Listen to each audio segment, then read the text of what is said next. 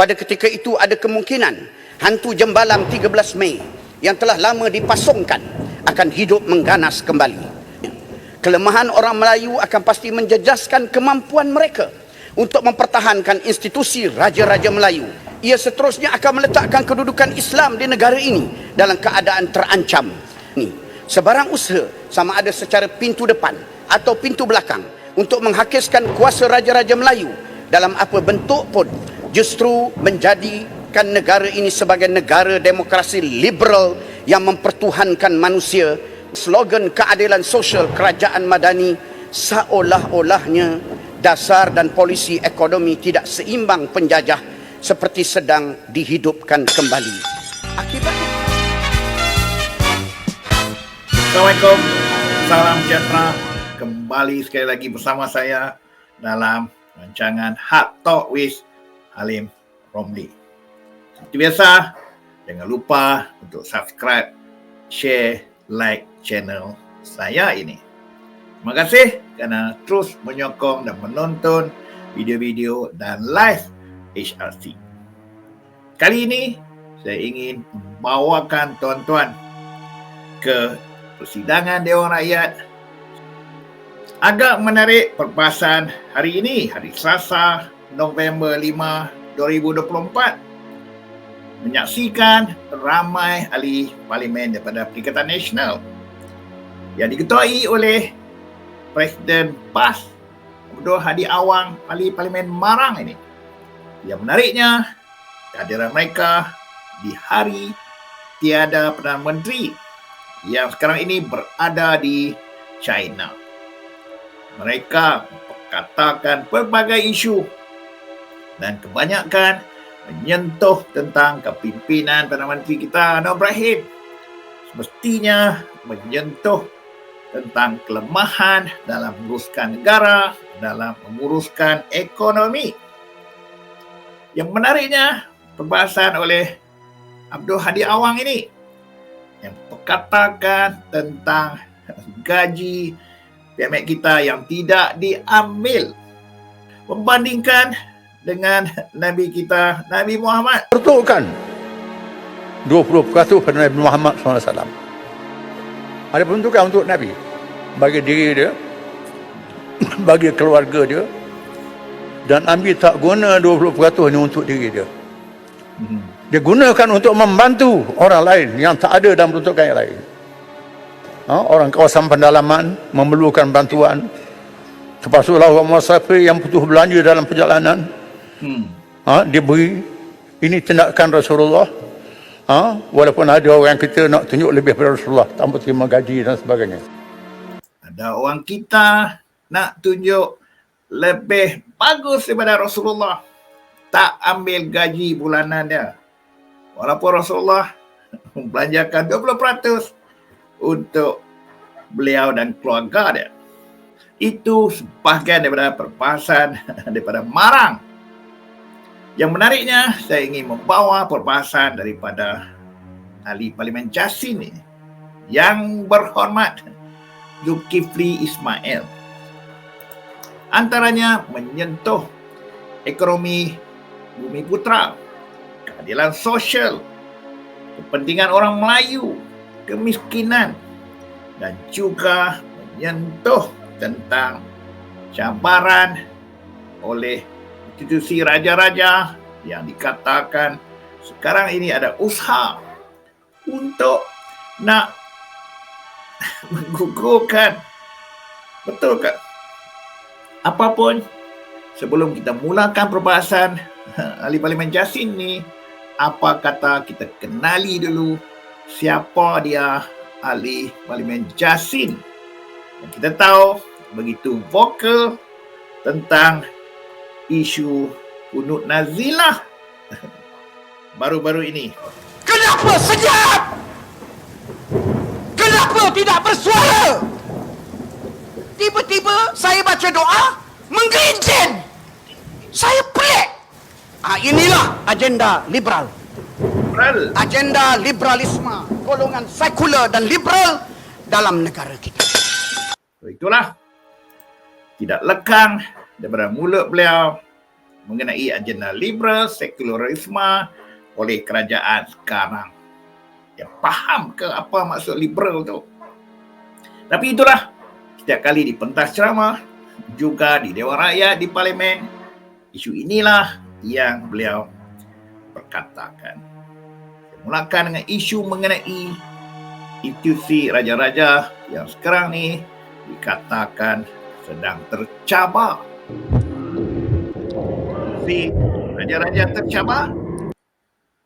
Institusi Raja-Raja Melayu itu dengan izin, it is indeed the last and the only remaining version of the caliphate in its democratic, limited and modern form. Pertahanan sebuah negara sangat bergantung kepada kekuatan kaum majoritinya.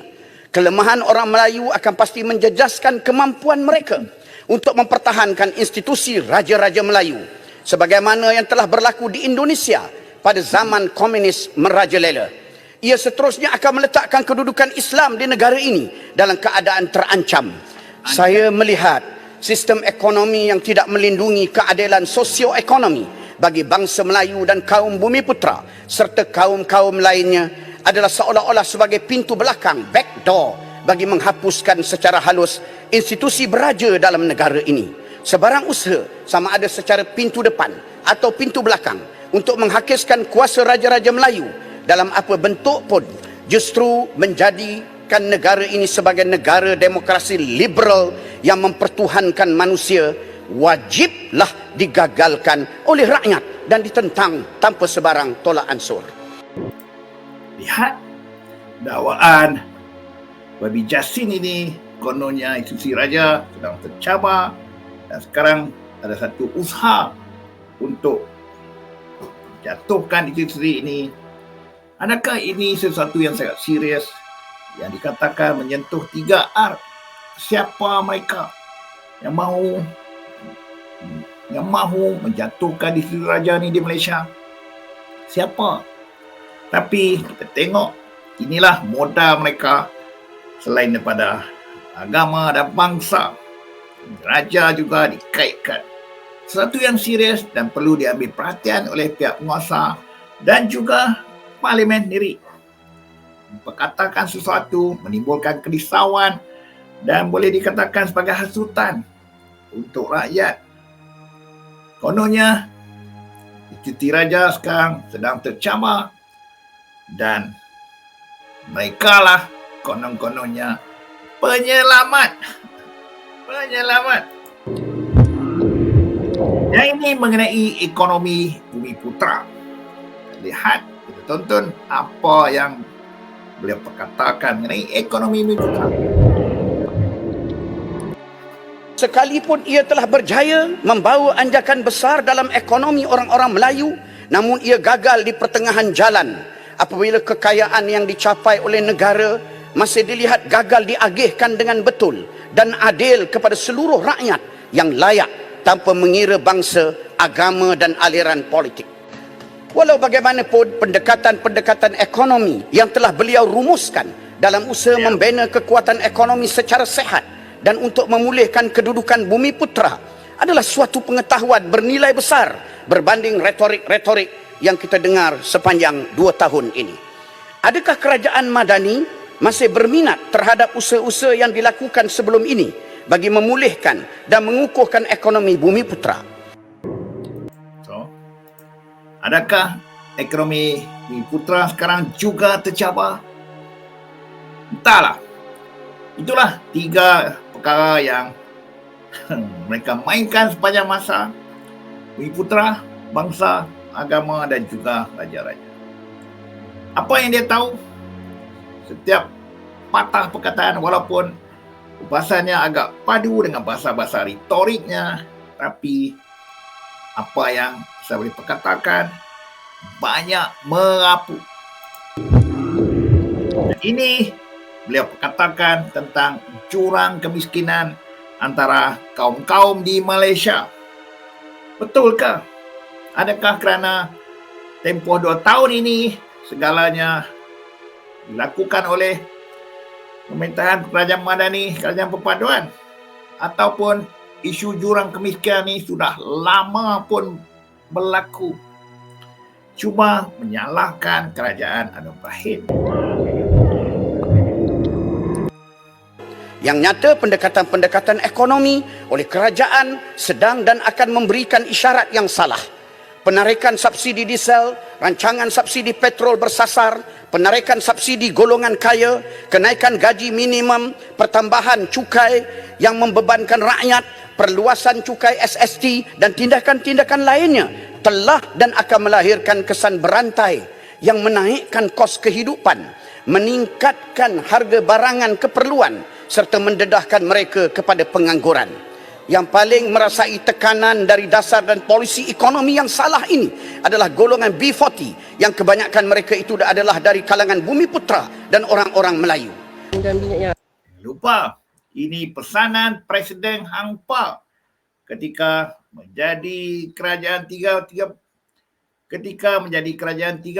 bulan mengenai kenaikan harga barang. Saya dah sebut tadi seluruh dunia. Kenaikan harga barang ni ada sebab-sebab. Sebab-sebab peniaga-peniaga sendiri. Sebab-sebab yang kita kena lihat pengeluaran dia. Tak boleh salahkan kerajaan menangani semua, melihat. Tak boleh salah kerajaan saja. Ini Pesuruhjaya PAS Perak. Harus sedar bahawa isu kenaikan harga ni selagi mana kita hidup, selagi itu takkan selesai. Takkan selesai, kau kena faham. Ini agak menarik. Isu mengenai ekonomi yang sekarang ni dilaksanakan adalah ekonomi penjajah. Apa yang jajahnya, Zul? Kau faham tak apa ekonomi ni? Habis penjajah. Saya melihat di sebalik slogan keadilan sosial kerajaan Madani, seolah-olahnya dasar dan polisi ekonomi tidak seimbang penjajah seperti sedang dihidupkan kembali. Akibatnya kaum yang kaya akan menjadi mega kaya dan kaum Melayu yang miskin pada masa akan datang tidak mustahil akan menjadi kasta rendah dalam negara mereka sendiri. Pada ketika itu ada kemungkinan hantu Jembalang 13 Mei yang telah lama dipasongkan. Bayangkan, isu 13 Mei diungkit kembali dalam Dewan ini. Peristiwa yang sudah lama kita lupakan, tapi masih lagi cuba dimainkan oleh ahli parlimen. Akan hidup mengganas kembali. Semoga dijauhkan oleh Allah perkara tersebut. Ini mengenai orang Melayu. Kononnya lemah. Adakah orang Melayu lemah sejak 2 tahun lalu? Ataupun kamu yang lemah? Orang Melayu PAS yang lemah mental. Aku kuat. Aku tak rasa aku lemah. Tapi inilah yang dapat dijual, dijajah oleh mereka kepada penyokong-penyokong walaupun mereka untuk mendapat sokongan dan kuasa.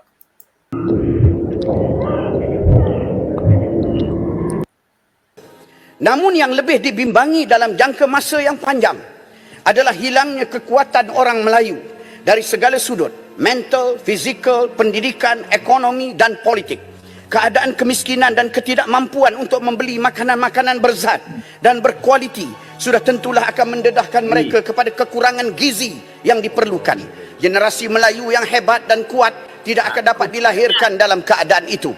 Dalam keadaan hidup yang serba lemah, mereka akan kehilangan daya untuk mempertahankan negara dan mempertahankan struktur politik Malaysia sebagai satu-satunya sistem demokrasi yang berbeza dari demokrasi liberal yang diamalkan di dunia pada hari ini. Demokrasi barat yang menjadikan wakil-wakil rakyatnya seakan-akan sebagai Tuhan yang berkuasa mutlak sehingga boleh menolak dan meminggirkan prinsip agama dan moral lalu boleh meluluskan apa sahaja termasuk bantuan untuk melakukan di Palestin. Bayangkan begitu lemahnya pemikiran orang-orang PAS. Kenapa tidak membangkitkan semangat bahawa orang Melayu ni hebat, kuat? Setiap kali berkata tentang kelemahan, kemunduran orang Melayu, kita tahu dengan kelemahan, kemunduran itulah mereka dapat mengambil peluang untuk mendapat sokongan. Dan yang ini pula bila menyentuh tentang demokrasi yang katanya songsang.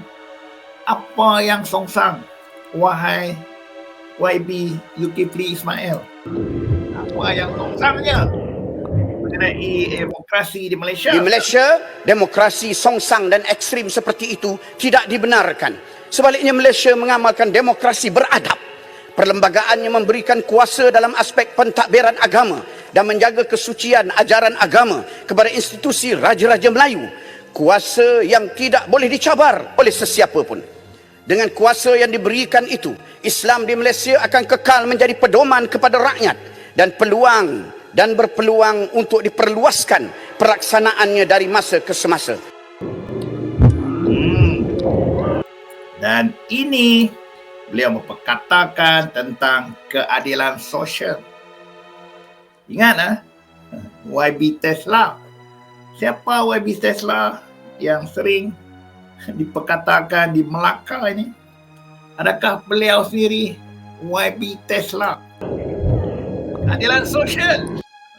Dan selamanya tidak akan ada jaminan pelaksanaannya dan penerusan pelaksanaannya selama mana ia tidak bersandar kepada perasaan hati nurani bahawa seseorang itu berhak mendapatkan keadilan sosial tersebut dan keperluan masyarakat kepadanya, dan dengan akidah keyakinan bahawa keadilan sosial itu membawa manusia kepada mentaati Allah dan membawanya kepada realiti kemanusiaan yang lebih mulia. Dan keadilan sosial itu juga tidak akan tercapai selama mana ia tidak bersandar kepada kewujudan material yang mempersiapkan seseorang itu untuk boleh bertahan melaksanakan tuntutan keadilan sosial tersebut dan menanggung bebanan-bebanannya serta mempertahankan pelaksanaannya. Hebat. Itulah ahli Parlimen Jasin Zulkifli Ismail. Begitu padu ayat perbahasan beliau. Tapi itulah banyaknya merapu. Apapun perbahasan ahli parlimen, itulah kalau dibiarkan menyentuh isu-isu yang sensitif 3R ini, saya rasa perlu dihentikan. Apa guna kalau takat nak menyentuh demi kuasa yang akhirnya boleh menimbulkan ketegangan antara kaum, antara agama di negara kita. Apapun perbahasan ahli-ahli parlimen, terutama dari PAS, itu hebat semalam bila mana PMX tidak berada di Dewan Rakyat. Setiap kali PMX muncul, mereka hilang, tak berani berhadapan. Apa nak dikatakan? Jagoh kampung, entahlah. Apapun okey, terima kasih kerana terus bersama saya sekali lagi dalam rancangan Hard Talk with Salleh Romli. Jangan lupa untuk terus menyokong channel HRC. Jangan lupa untuk menyumbang dana ke akaun HRC melalui semangat Super Chat, Super Sticker, Super Thank. Juga sebarkan terus ke akaun HRC. Teruskan beri sokongan, jangan lupa subscribe, like, share video saya kali ini. Jumpa lagi. Terima kasih. Salam sejahtera. Assalamualaikum warahmatullahi wabarakatuh.